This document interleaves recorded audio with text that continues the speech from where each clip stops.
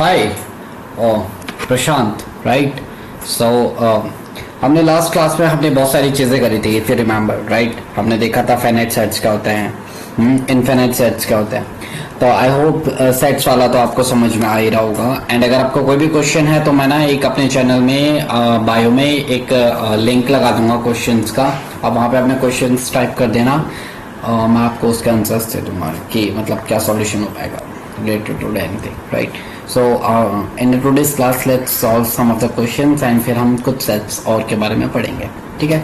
अब देखिए इस वाले एग्जांपल में, एग्जांपल नंबर 6 में क्या करना है, हमें बताना है कि कुछ हमें लेटर्स दिए हैं, कुछ हमें एलिमेंट्स दिए हैं एंड हमें कोई एक सेट दिया है। हमें बताना है वो एलिमेंट इन सेट्स में, इस सेट के एलिमेंट में से बिलोंग करता है या नहीं करता। अच्छा ठीक है, इसमें ना एक वर्ड यूज करा मैंने which is known as a belong.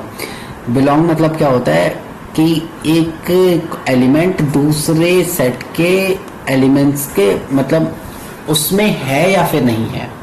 हमें बेसिकली ये बताना है कि उसमें ये एलिमेंट उस सेट में है या फिर नहीं है। अगर है तो हम बोल देंगे it's belongs to.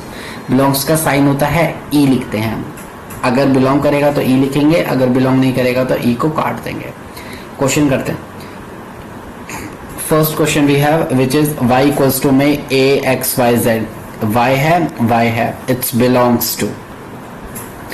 4 is not belongs to.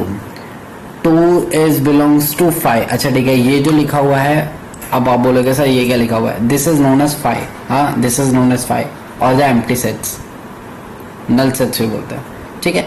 सो हम इसे क्या बोलेंगे, 2 5 में आता है, नहीं आता, it's not belongs to. 5 is a natural number which is less than or equals to 5। yes, ठीक है, तो ये इसमें आएगा एंड बोल देंगे it's belongs to 5, it's belongs to this set, ठीक है?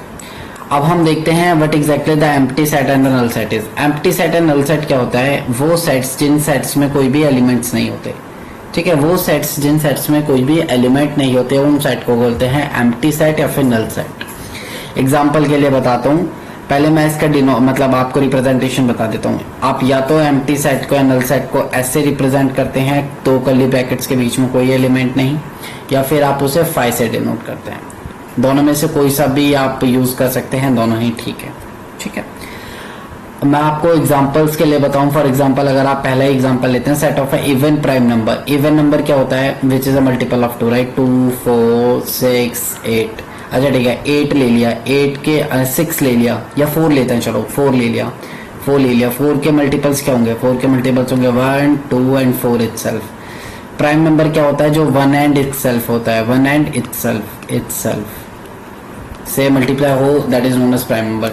तो क्या ये एम्प्टी सेट है? No, it's not an empty set, it's not an empty set, लिख देंगे this is not an empty set. Another we have the example set of a composite number having almost 2 factors, ठीक है? composite number तो होता ही जिसमें 2 से ज्यादा factors होते हैं, और इसमें बोला ऑलमोस्ट 2 फैक्टर्स। तो ये आपका एम्प्टी सेट है जिसको आप ऐसे रिप्रेजेंट कर सकते हो। Got it? एंड बाकी क्वेश्चंस आप होमवर्क में कर लेना। एम्प्टी सेट्स को ज्यादा होता नहीं है, null set and empty set same चीज है। बता दिया है, अगर कोई इश्यू हो तो बताना, मैं इस पर दोबारा वीडियो बना दूंगा।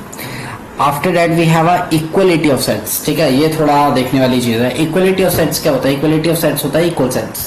हाँ, मतलब फॉर एग्जांपल आपके पास 2 सेट्स हैं, सेट नंबर ए जिसके अंदर कुछ आइटम्स हैं, सेट नंबर बी जिसके आप कुछ एलिमेंट्स हैं, ठीक है? सेट नंबर बी जिसमें आपके कुछ एलिमेंट्स हैं, ठीक है?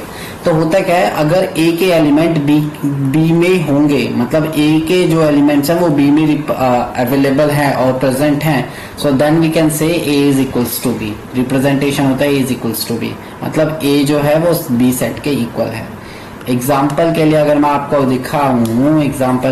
आपको दिखाऊं, so we have this one of the example which is 2 5 -1 and 0। अच्छा, इसमें एक चीज आपको याद रखनी है, इसमें सीक्वेंस मैटर नहीं करता, सीक्वेंस मैटर नहीं करता एंड रिपीटेशन मैटर नहीं करता। हमेशा याद रखना, सीक्वेंस एंड रिपीटेशन मैटर नहीं करता। हमारे पास एक सेट है which is 2 5 -1 and 0। Another we have 0 -1 5 and 2। देखिए इसमें जितने एलिमेंट्स है सेम एलिमेंट्स इसमें भी है, तो हम बोल सकते हैं ये सेट इस सेट के इक्वल है, ठीक है? Another example we have which is 1 2 2 and 5 times 7। Another set है हमारे पास 1 2 7। क्या ये दोनों सेट्स इक्वल है? अब आप बोलोगे सर इसमें तो इतने सारे एलिमेंट्स है, इसमें सिर्फ 3 एलिमेंट्स है, तो ये इक्वल कैसे हो गया? ये